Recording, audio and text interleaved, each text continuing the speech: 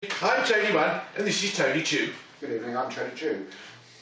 We were cloned at birth. I'm the first clone. We were cloned at birth, is she? When I was 5, then he was 5.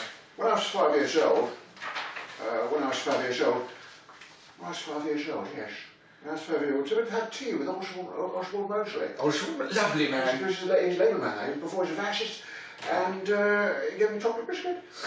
Chocolate biscuit? He gave me chocolate biscuit. Smith Square? Smith Square, for number 5 Smith Square. I don't remember very well the father took out tea with Oswald Mosley. I just said that. I had chocolate, actually. Chocolate biscuit, yes. Tea with Ramsay MacDonald. Tea with Ramsay MacDonald. Totally betrayed the Labour Party in 1924. I believe it's disgraceful. Extraordinary, extraordinary. Extraordinary, and totally betrayed. Totally betrayed. Totally betrayed. Totally betrayed. I've got to start, that's it, that's better. Ramsay MacDonald, he went mad, of course, like me. That's when I had Tony Benn, Tea with Oswald Mosley, fat little man, Clement Attlee. A fat little man, like Charlie Chaplin, fat little moustache. We've got nowhere these days. You see, the basic problem is, we all know that, don't we? We've been asked here to talk about Billy, to introduce the Mindless Morons' most famous song, performed by Ab's command, Last of the Few. I'm sure I do. I think they call us filling, Tony, don't they? You're absolutely right, Tony. Anyway, here's the song. Here's the song, funny little song. Two little boys had two little toys, each with red rock. Gaily they played, and planned a bombing raid. But the troops were high on crack. Blair was aghast. War came so fast. Bush on his B-52, Saddam Hussein was such an ugly pain, and the whole world went blue on blue. Did you think I would leave you lying as the war between Arab and Jew? Babylon is slowly burning. Perhaps that's the last of the few. Can I feel all that trembling? Perhaps it's the natural noise.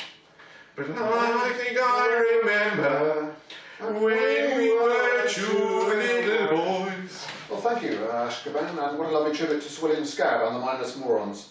Nice to see somebody actually singing in tune. Let's see our move Let's move on about Teleview, Sir William. You were educated at the great Gordonston School in Scotland. And of course, this is where you met one of your great contemporaries and lifelong friends, His Royal Highness Prince Charles. Oh, my old mate Prince Chucky! Good old Chucky, my old mate, right? And he joined us tonight all the way from St James's Palace, just up the road from here, in the BBC television studios. And bring on, here he comes, the Prince of Wales, His Royal Highness, the Prince of Wales. Of course, you know how they call him Prince Chucky, don't you? And why is that, Betty? Well, it's because he chucks out every time you go out. You go, whoa, all over the place. Obviously, he was a nightmare to go drinking with. Well, Charles, Your Royal Highness, can I ask you, what are your recollections of Billy at Gordonston were? I always remember he had an extraordinary sexual appetite. Young ladies all over the place. He was only about 14 at the time. I taught Chucky everything he knows, let's be honest, come on. He's always had a great interest in my women too, for some reason.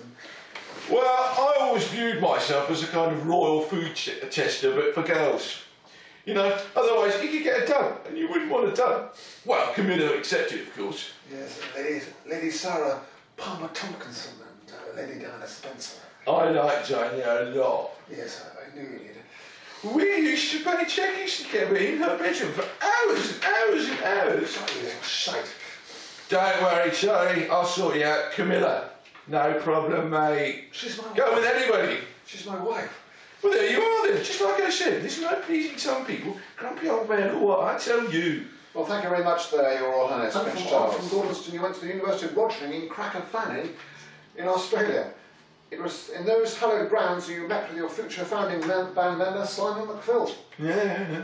It was a partnership made in heaven, wasn't it? You would lead to come so much success, but the catalyst for this success would have been coming from being spotted in a cesspit in Binsey on your first trip back to Europe. Yeah, that's true. As a man, none of this success would have been possible without this man, the extraordinary and the fantastic manager, a man called Barry Scalpel. Yeah, it was Barry, that's true. Yeah, and it was Barry Scalpel who managed your success with the group The Mindless Morons for many years now, and all the way from Belmarsh Prison in South London, Barry Scalpel now joins us. You're right, yeah. Hi there, it was the problems there, Trevor. Barry, what effect thought the Mindless Morons have had on your pub industry and the world in general, do you think? Yeah, thanks, Trevor. Well, I found the boys in the cesspit there in Binzi. That's a small European country somewhere near Switzerland. And the rest, as they say, it's history. But Barry, you used to be an enormously successful multi-million businessman with interests all over the world. You know, that's true, actually, Trevor, but sadly, it's all gone. But sure, the Mindless Morons made billions of dollars. Yeah, unfortunately, I was declared Chapter 11 bankrupt yesterday, Trev. And how did this happen?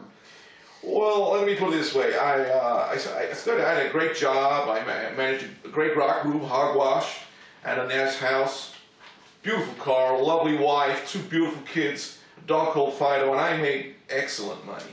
Where did it all go? How did you come to be in prison? Well, Slimy ran off with my wife, or believe me, my 2 beautiful daughters, and my dog. He renamed the dog Rabies. For some strange reason, he likes to go to parks and shout, "Rabies, rabies, here boy." I just can't figure the guy out at all. Carl's gone too, and the house, all to pay those bills those guys racked up. It's a complete disaster. A lot of people would ask, why didn't you just leave the Morons? Well, Trevor, when we started out there with the Morons there, they made me a director of their company, Chronics Industries, and I am personally liable for all their debts, so that's why I just can't I end up paying everything, So you were worth millions at one stage? You couldn't spare us a cup of 10p for a cup of tea, could you? Thank you very much. The very sad, very brave Barry Scalpel, former member or manager of the Mindless Morons.